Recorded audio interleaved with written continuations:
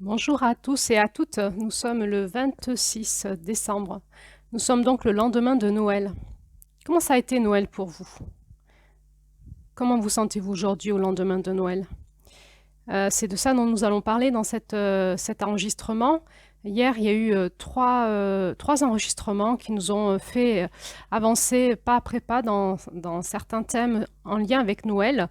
Le thème des symboles, de comment rentrer dans le langage de Noël pour le comprendre avec notre cœur.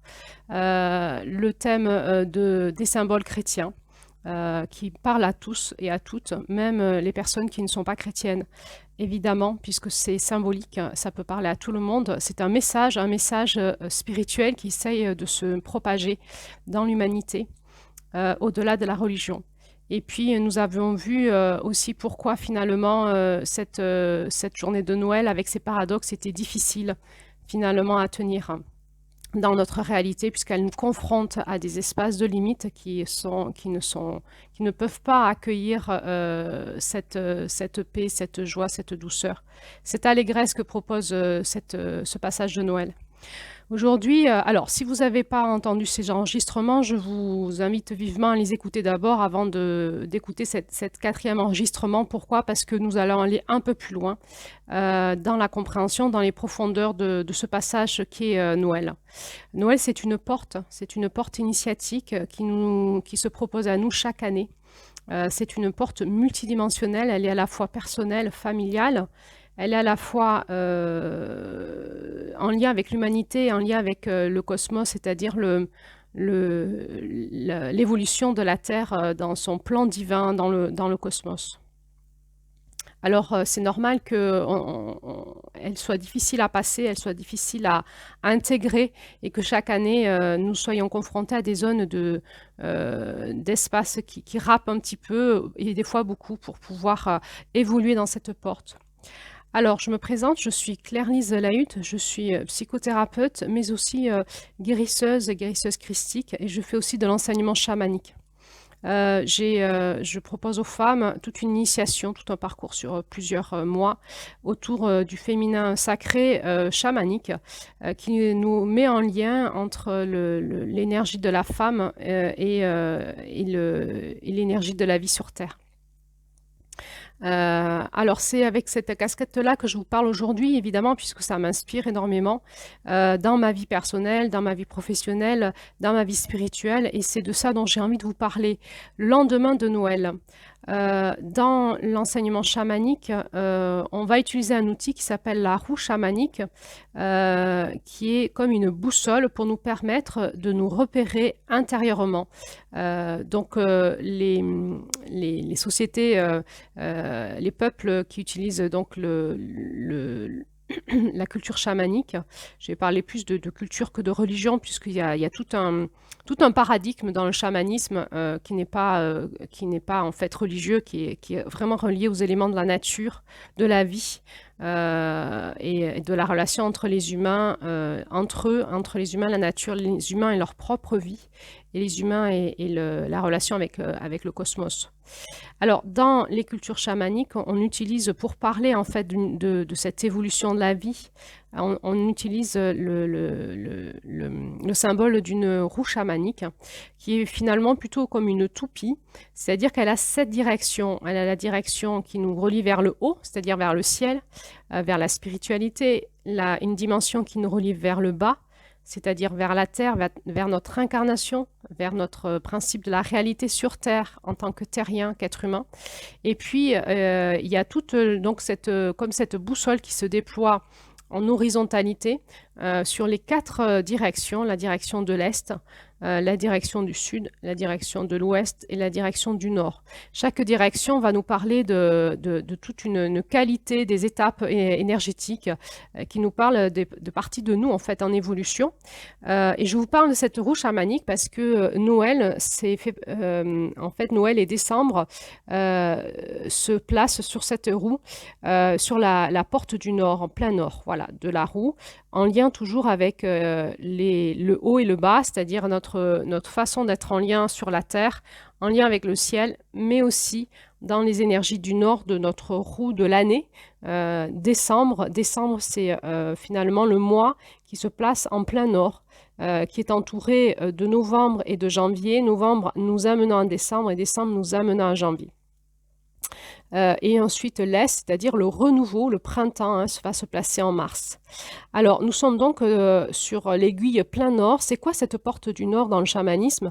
C'est la porte de la sagesse, c'est la porte de l'éternité. C'est l'espace le plus spirituel que nous avons dans l'année, qui nous place dans une conscience beaucoup plus profonde et beaucoup plus aérée, beaucoup plus multidimensionnelle sur finalement qu'est-ce que c'est que la vie et qu'est-ce que nous faisons, nous, comment nous tournons-nous dans notre vie. C'est une porte de conscience, une porte spirituelle, on va appeler ça une porte à haut niveau vibratoire, elle nous place, elle nous met en lien avec la notion de l'éternité. Alors évidemment, quand on sait ça, on comprend que passer la porte de Noël dans une société occidentale qui n'est plus du tout connectée à ces espaces-là, eh ben c'est loupé. En fait, c'est loupé, la porte, on ne la passe pas. On peut imaginer qu'on pourrait faire des tours de roue comme des tours de rond-point sans jamais trouver la sortie. Cette porte du Nord, elle nous permet de passer à la prochaine roue, qui est le prochain cycle d'apprentissage dans notre vie. Alors, si on ne passe pas la porte du Nord, on ne change pas de roue. C'est-à-dire qu'on va redoubler, on va faire des tours de rond-point, des tours de roue, jusqu'à qu'on comprenne ce qu'on a à comprendre pour changer de roue, changer de cycle d'évolution. Alors, Noël, on va parler de Noël comme étant un rite de passage.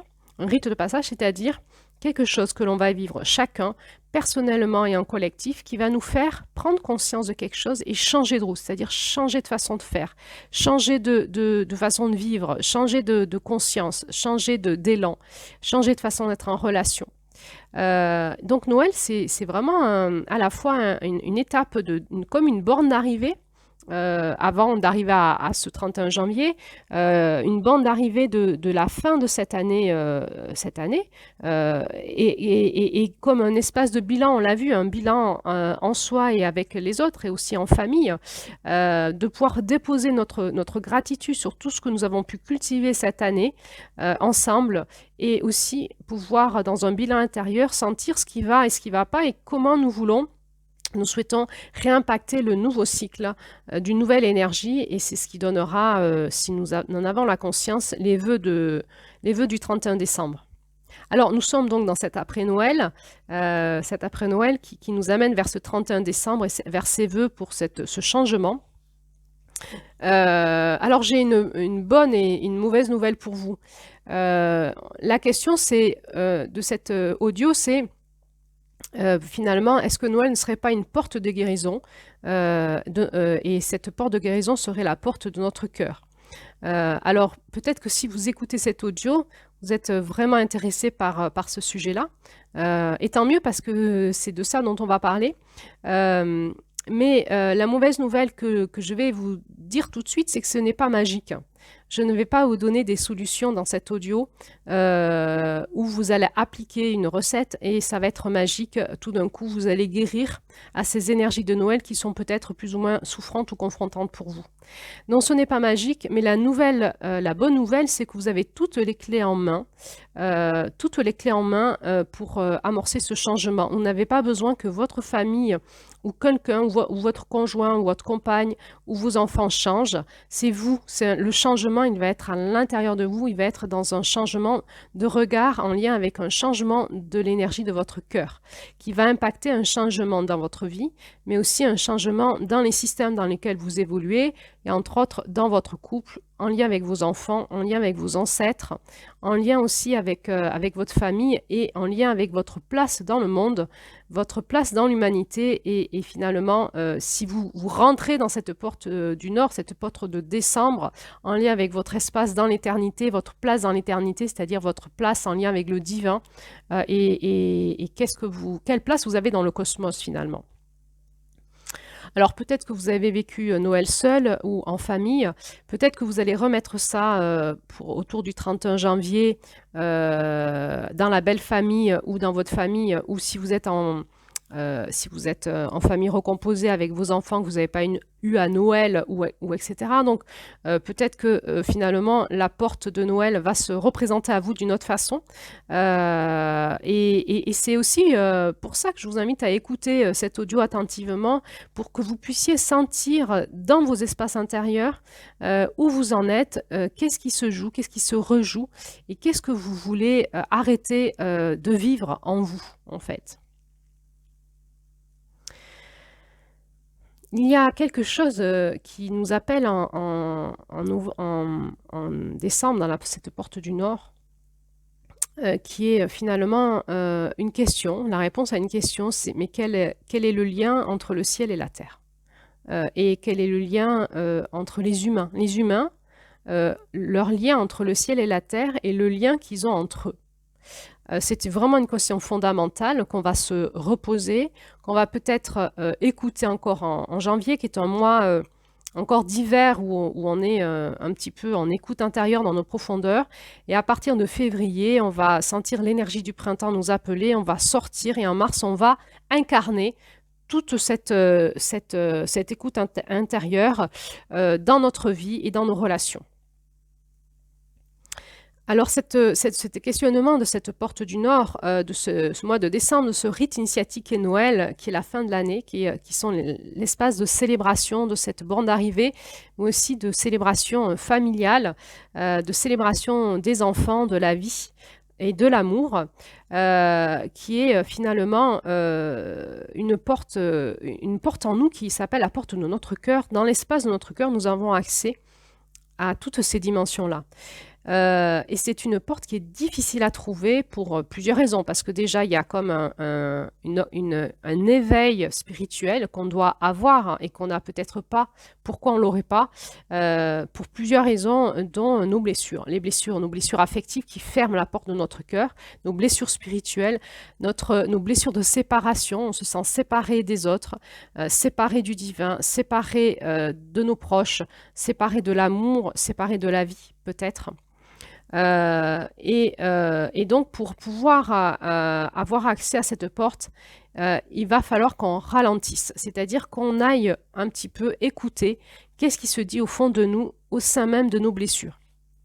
Pourquoi ralentir? Parce que nous sommes des êtres humains et nous sommes faits d'une façon que nous allons instinctivement dans nos émotions, dans notre espace émotionnel, dans notre espace spirituel, dans notre âme, nous allons déployer des mécanismes de défense pour protéger nos espaces vulnérables, nos espaces blessés. Et ces mécanismes de défense, ce sont comme des murs, ce sont comme des barreaux de prison, mais plutôt, vous savez, ce qu'on met devant les fenêtres pour pas que les cambrioleurs rentrent chez nous. Hein. Donc, on est derrière les barreaux, mais pour se protéger. Et il faut pas y aller, il faut pas y toucher. Et donc, toute personne qui taperait à la porte de notre cœur serait rejetée, reflouée, parce que c'est un espace qui est souvent souffrant et qu'on a besoin de protéger. Surtout qu'il est très vulnérable. Donc, qu'est-ce qu'on va faire? Eh bien, on va déployer des mécanismes de défense qui vont être soit l'agressivité, hein, l'attaque, l'accusation des autres. Hein, c'est le problème, ce sont les autres, hein, ma famille, mon frère, ma sœur, mon conjoint, ma belle-mère, mon enfant, la nièce là qui est insupportable. Et on va accuser, on va dénoncer les autres comme étant les coupables du non-accès à l'espace de l'amour qui est en nous. On peut être figé, c'est-à-dire vivre les choses en se sentant tout à fait impuissant, faisant du mieux qu'on peut, mais sans avoir la sensation et l'impression que nous avons un pouvoir d'action sur ce qui se passe. Ou alors nous allons utiliser la fuite. Et nous avons plusieurs façons de fuir, dont celle de ne pas rentrer dans cet espace de conscience spirituelle. Alors, les mécanismes de défense sont là pour nous protéger, donc ils ne sont pas condamnés, ils ne sont pas à juger, ils ne sont pas ni bien ni mal. Ils sont dans un premier temps là en termes d'efficacité, ils sont efficaces, donc ils nous permettent de rester en vie et de protéger notre vulnérable comme à l'intérieur de nous, ça se mijote. mais à un moment, ils vont être périmés. C'est-à-dire qu'il y a un moment où la vie nous appelle à grandir, à élargir l'espace intérieur, à élargir notre espace de vie, notre espace d'amour. Et quelque part, elle nous dit, voilà, fais tomber les barreaux de tes fenêtres, ouvre tes portes, sors à l'extérieur, élargis l'espace de ta maison, agrandis ton cœur, agrandis l'espace où tu vas recevoir à l'intérieur de toi l'amour et où tu vas engager de l'affection, de l'amour pour tes proches. Élargis cet espace, fais tomber tes murs, tes murailles pour pouvoir accueillir en toi l'amour. Et c'est la porte de Noël, la porte du Nord qui va nous appeler à des moments dans notre vie à faire ces effondrements. À ces moments-là, c'est assez challengeant parce que nous sentons que nous avons une évolution à faire, c'est-à-dire à faire une trêve avec notre ego, à lâcher tous les mécanismes aussi de pensée, de comportement qui se répètent indéfiniment pour protéger nos blessures, notre façon de rentrer en lien, nos comportements avec les autres, que nous avons besoin de changer pour pouvoir écouter au fond de nous et peut-être amorcer une nouvelle façon d'être en relation, une nouvelle façon d'aimer. Et évidemment, il va y avoir à un moment un espace de lâcher prise et de pardon qui va s'inviter. Et c'est tout le challenge de Noël. Qu'est-ce qui se passe quand notre cœur est travaillé? Eh bien, la première chose qu'il fait, c'est qu'il se défend. Si on dit à quelqu'un ouvre ton cœur, eh bien, il va le fermer. C'est automatique. Ça ne marche pas de dire à quelqu'un ouvre ton cœur. Et donc, ça ne marche pas de nous dire à nous-mêmes il faut que j'ouvre mon cœur. Voilà, nous sommes face à notre impuissance. Plus nous voulons ouvrir notre cœur, plus il se ferme, parce qu'il va se protéger. Parce que s'il n'est pas prêt à s'ouvrir, c'est qu'il est blessé et qu'au fond, il y a des choses qu'il veut protéger qui s'appellent le plus beau, le plus vulnérable, et qui est aussi notre espace sacré, notre flamme divine qui est au fond de nous. Alors c'est bien normal de fermer son cœur. Et donc pour ouvrir son cœur, ça va nous demander du courage. Ça va nous demander de la volonté, ça va nous demander de la discipline. Et ça va nous demander de ralentir pour aller écouter, pour dépasser nos mécanismes de défense, ces trucs en nous qui nous disent n'y va pas, tu as d'autres choses à faire, c'est pas intéressant, de toute façon c'est toujours la même chose. Enfin, il y a tout un tas de choses qui se disent en nous pour pas qu'on y aille. Et ça va nous demander un ralentissement pour pouvoir écouter au fond de notre cœur nos espaces blessés, à la fois individuels, mais aussi en famille, dans notre couple, ou au niveau de la place que l'on prend dans le collectif, en fait. Alors, ça demande du courage parce qu'on va ralentir, on va aller visiter l'espace où ça fait mal et on va écouter comment la vie nous appelle à guérir cet espace-là, comment l'amour nous appelle et on va être invité à descendre dans nos profondeurs. Alors, c'est vraiment tout ce symbole de Noël, hein, c'est de vraiment amener, ralentir, rentrer chez soi devant sa cheminée, se mettre au chaud, arrêter de s'agiter à l'extérieur et écouter, redescendre dans nos profondeurs, dans nos noirceurs, dans ces espaces où on a éteint la lumière, on ne veut pas aller les voir, hein, on ne veut pas voir que ça existe en nous, on ne veut pas les activer par la vision. Hein. On peut imaginer que si j'avais une maison en bazar, je pourrais mettre le bazar dans une pièce et recevoir mes invités dans un espace bien rangé, bien propre, et j'aurais fermé à double tour cette pièce avec évidemment l'interrupteur éteint et je ne voudrais que personne rentre dans cette pièce parce que c'est pas beau à voir, c'est sale, il y a du bazar, c'est jamais l'énergie de vie n'y vient jamais, il y a jamais de changement, ça ne bouge pas, c'est enquisté, il y a des toiles d'araignée partout, les meubles ne bougent pas, les cartons ne sont jamais ouverts, on ne met rien à la poubelle, tout est là et on ne veut pas y toucher, on ne veut pas aller le visiter, c'est trop pas beau. Et donc on a une pièce dédiée à ça où on ne veut que personne ne rentre, ni même nous. Nous, on n'a pas envie d'y rentrer. Et alors un jour, si quelqu'un frappe à la porte, si on dit est-ce que je peux aller voir cette pièce, on panique. On dit non, viens plutôt là, regarde ici, c'est plus beau, ici c'est propre, on regarde comment c'est beau chez moi, là il faut pas y aller, non. Et on a tous comme ça en nous des espaces où on ne veut pas que les autres viennent nous visiter dans ces espaces-là, on ne veut même pas nous-mêmes y aller. Et alors peut-être qu'un jour quelqu'un va nous dire écoute, je vais t'aider, on va aller voir ensemble cet espace, on va aller faire le ménage ensemble. Alors on a très très peur, mais si on l'a fait, c'est qu'on se sent en confiance. On ne peut amener des personnes à aller visiter avec nous nos espaces blessés que des personnes de confiance qui qui vont vraiment nous soutenir et nous aider. Alors on va ouvrir cette porte et il y a un moment, il va falloir allumer la lumière pour voir, voir l'étendue des dégâts, voir ce qu'il va falloir travailler, comment on va s'y prendre. Et en allumant cette lumière, on voit. Et une fois qu'on voit, on va pouvoir agir. Et c'est ça finalement, la lumière de Noël, la lumière christique qui tape à notre porte pour nous dire viens. Viens, voilà, viens, on va regarder ensemble les espaces en toi qui sont tout pas beaux, tout enquistés, tout nécrosés, tout purulents. Et on va aller le voir ensemble pour aller le soigner, le traiter et le transformer. Alors c'est l'appel de l'énergie christique, c'est ce symbole de Noël, c'est l'appel finalement de ce bilan de fin d'année où on peut, après Noël, aller faire un bilan tout seul dans son coin avec cette conscience christique, de descendre dans nos profondeurs et d'aller voir en nous qu'est-ce qui est à changer en nous, dans notre cœur, pour pouvoir refaire circuler en nous la vie, l'amour et alléger notre façon, notre comportement, notre façon d'être en lien avec nos proches et aussi avec nos familles. Alors on comprend bien que pour pouvoir faire ça, il faut avoir du temps calme et avoir ce temps de méditation intérieure, ce temps d'introspection.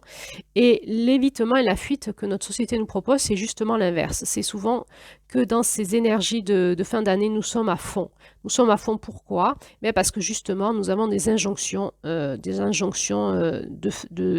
fêtes qui ont perdu du sens. Il faut préparer les repas, il faut acheter tous les cadeaux, il faut encore gérer le travail, gérer les enfants, gérer les disharmonies familiales, il faut s'accorder entre nous, entre couples divorcés, entre famille et belle-famille, entre frères et sœurs, entre cousins, cousines, etc. Il faut faire plaisir à la tante, plaisir à la grand-mère, à la belle-mère, et donc on se coupe en quatre, et il faut s'organiser, et c'est toujours un temps souvent qui est, il faut être beau, il faut passer chez le coiffeur, il faut préparer à manger, il faut décorer la maison, il faut que la maison soit belle. Et tous ces espaces-là, souvent, en fait, au lieu de nous amener dans de la joie, dans de l'allégresse, dans de la paix, dans de la célébration, en fait, c'est plombant, ça nous tue. Voilà, ça fait l'effet inverse. Et ça, finalement, c'est la conséquence d'une fuite de la spiritualité de Noël. Quand on regarde cette roue chamanique, en fait, nous sommes invités dès août à ralentir. La porte du sud, elle est en juin. Donc la porte du sud, c'est mai, juin, juillet. Et août, septembre, octobre, c'est la porte de l'ouest. La porte de l'ouest, c'est un petit peu comme la fin d'une journée qui nous amène à la porte du nord qui serait la nuit. C'est la fin de l'année. Depuis août, on a, comme au crépuscule, hein, on a appelé, c'est la fin de la journée, on est appelé à ralentir et à s'intérioriser pour se préparer pour la nuit. Et dès août, nous sommes appelés à nous préparer pour cette porte du nord qui sera novembre, décembre et janvier. Si nous n'avons pas amorcé ce ralentissement dès août, eh bien nous arrivons à pleine vitesse sur la porte de décembre et nous prenons le mur. Nous prenons le mur et c'est ce qui fait mal et c'est ce qui fait que chaque année, quelque part, on ne passe pas la porte et on redouble. On redouble. Et là, je vous invite à cet après-Noël, finalement, à cette peut-être préparation du réveillon du 1er janvier, de vous dire j'en suis où dans ce passage de cette porte? Est-ce que je peux ralentir? Est-ce que j'ai réussi à ralentir? Est-ce que j'ai pu ralentir? Comment je vais faire l'année prochaine pour me ménager un espace de ralentissement? Comment je vais avoir envie en moi, comment mon cœur m'appelle à avoir envie de célébrer cette fin d'année?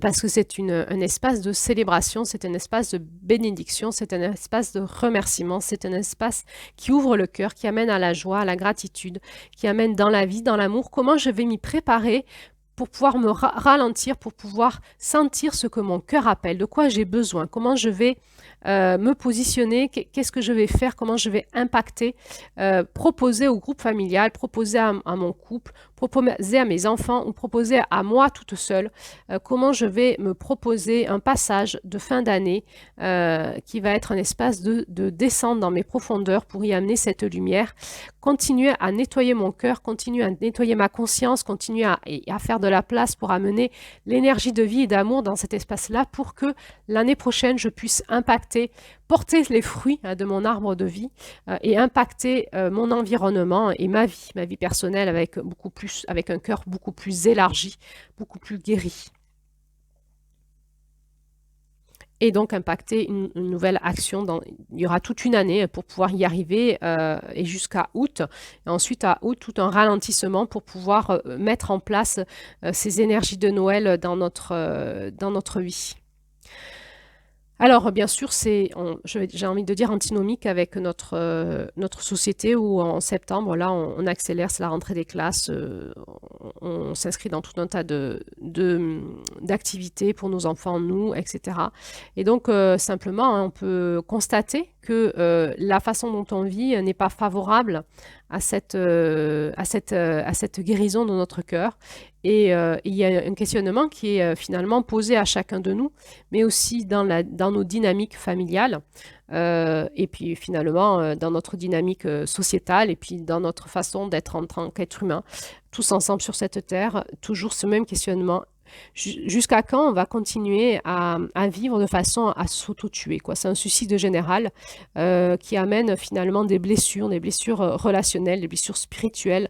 On tue notre âme, on tue notre façon d'être en relation les uns les autres, on tue l'amour, on tue notre dynamique familiale, on tue notre relation entre le ciel et la terre, on tue notre relation à l'amour, au vivant en nous, à la spiritualité, et on est tous en train d'amorcer une dynamique très mortifère. Alors, nous sommes toujours en jeu, nous sommes dans des passages quand même actuellement au niveau de la conscience finalement humaine et même planétaire. Nous pouvons nous poser des questions si nous nous posons 5 minutes. Est-ce que l'on va continuer comme ça et chacun de nous, où est notre propre part d'action, notre petite domaine d'action où nous allons pouvoir changer quelque chose. Et la bonne nouvelle, elle est là, c'est que finalement, plus on rentre dans l'espace de notre cœur, plus nous amorçons des petites actions à notre niveau, plus l'impact va être grand autour de nous. Et ça, c'est aussi la magie de Noël, c'est la foi que nous pouvons avoir en cette fin d'année. La foi en la vie est toujours là, les enfants sont toujours là, le ciel et la terre communiquent toujours à travers les êtres humains. Et si nous nous retournons, nous pouvons voir actuellement que autour de nous, il y a un éveil de conscience qui se fait petit à petit. Et en fait, parce qu'il y a eu quelques personnes qui, un jour, se sont posées des questions, ont posé des questions en eux-mêmes, ont posé des questions autour d'eux-mêmes, et petit à petit, ça fait boule de neige. Et il y a cette conscience qui s'éveille, comme si on pouvait repartir, la trajectoire de la Terre pouvait repartir dans la bonne direction. Alors, c'est assez challengeant finalement, parce qu'il y a une conscience à l'intérieur de moi qu'il faut que je trouve, et c'est un espace blessé qui se défend, donc c'est pas simple. Ça va me demander de la patience, de l'amour, de la compassion pour moi, de l'écoute, et l'énergie christique, vraiment ces symboles sont là pour nous y amener.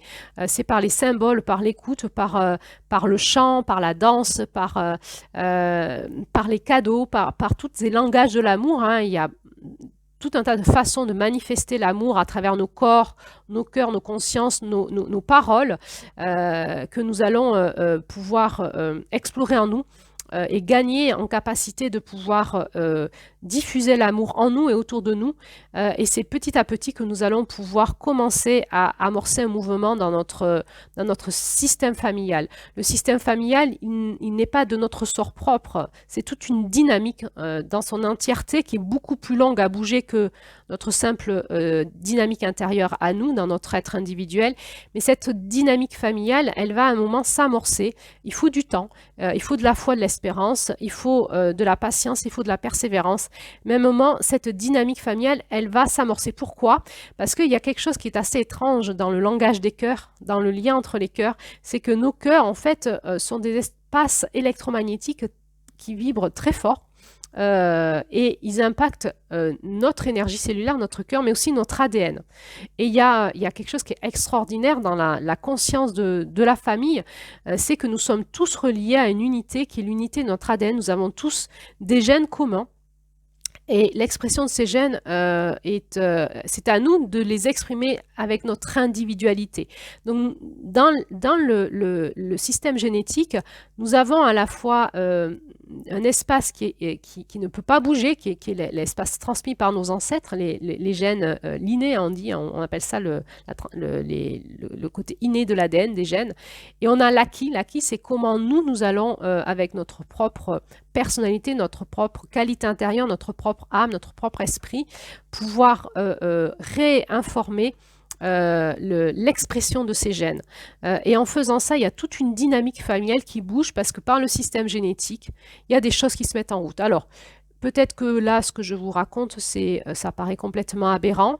C'est toute la dynamique de la thérapie transgénérationnelle dont je vous parle. C'est tout un paradigme entier. C'est toute l'intelligence familiale, l'intelligence aussi systémique et collective. C'est toute une conscience, un paradigme dans lequel je vous invite à rentrer si vous avez envie d'aller explorer ces espaces-là. Il y a toute une intelligence, une compréhension des choses. Et une fois qu'on rentre dans l'intelligence de cette intelligence collective, finalement, notre vie change. Notre vie change parce qu'on comprend qu'en ayant un impact sur nous, nous avons un impact sur le collectif. Et ça, c'est pas de la théorie, puisqu'on va le vivre dans notre réalité. Et tout ce questionnement va être en permanence. Quel est le choix que je fais pour moi dans mon individualité et qu'est-ce que ça va avoir comme conséquence dans le collectif? Et en ayant cette conscience au cœur du cœur, cette conscience dans laquelle nous amène Noël, dans laquelle nous amène la Porte du Nord, c'est-à-dire j'ai à la fois une place, moi, de moi à moi, un choix à faire, une conscience dans mon cœur à trouver, un changement à faire en moi, mais j'ai aussi un impact à avoir dans ma dynamique familiale, dans le collectif, et aussi dans les générations, qui va impacter les générations qui suivent, c'est-à-dire les enfants. Et on peut voir que cette porte de Noël, cette porte de novembre, finalement, elle est à la fois belle et complexe, et on comprend mieux pourquoi elle est confrontante pour tout le monde. Qu'elle n'est pas simple et qu'elle demande finalement un temps de préparation en amont et un temps d'écoute en aval pour pouvoir réamorcer une autre façon de faire, une autre dynamique. Et petit à petit, année après année, il y a un possible vrai changement qui peut s'amorcer au rythme de chacun. Alors, voilà, c'était pour moi le petit challenge que j'avais ce matin, c'était d'arriver à vous faire entrer dans cette dynamique spirituelle de cette porte du Nord, de cette porte spirituelle, de ce rite de passage de Noël en 30 minutes. J'espère que vous avez un peu vibré à ce que je vous ai dit. N'hésitez pas à réécouter cet audio autant de fois que nécessaire pour bien vous imprégner des différents aspects que j'aborde. Et faites confiance à la vie, vous êtes vivant. La vie est en vous et la vie cherche son passage et le passage, il est dans le cœur. L'organe de la vie et il est dans l'amour puisque la vie est faite d'amour et c'est dans ce passage-là, en passant cette porte de conscience de la vie de l'amour que vous allez guérir votre cœur mais aussi guérir votre vie, votre façon d'être en lien avec les autres ça n'est pas dépendant de la façon dont les autres sont en lien avec vous. C'est vous qui allez rechoisir votre façon de vivre, votre façon de manifester l'amour et ça nécessitera peut-être des positionnements, mais chaque positionnement qui est pris dans la conscience de la vie de l'amour est un positionnement qui fait du bien et qui libère. Je vous souhaite donc une bonne fin d'année, une bonne introspection, un bon bilan après Noël, un bon passage dans cette porte du Nord, dans ce mois de décembre et je vous dis à bientôt pour la suite.